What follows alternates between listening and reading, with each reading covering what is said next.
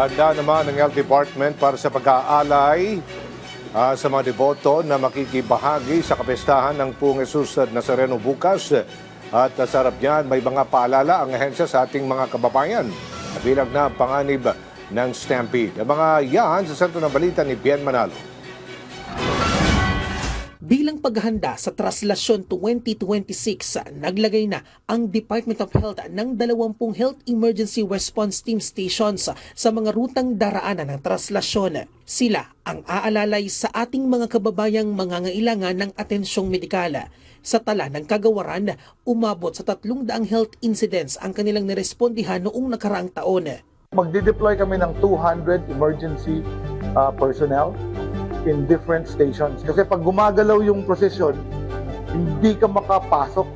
So ang pasyente ang dinadala doon sa stations. More or less 20 stations in the different route ng prosesyon. And then may ambulances na rin yun to bring them to the hospital.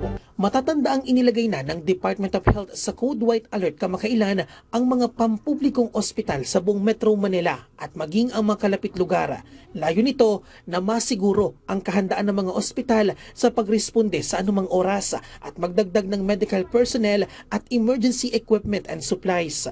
Nakipagpulong naman si Health Secretary Ted Herbosa sa lokal na pamahalaan ng Maynila, volunteers at sa mga kinatawan ng Minor Basilica of the Black Nazarene sa pag-alalay sa mga deboto.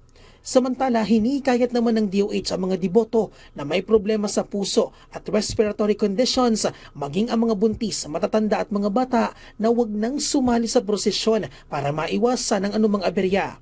Pinapalalahanan din ng publiko na magbaon ng gamot at tuwalya at tubig para maiwasan ang dehydration sa inaasahang mainit na panahon.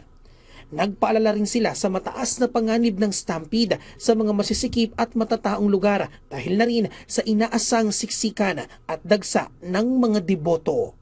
Bien Manalo para sa Pambansang TV sa Bagong Pilipinas.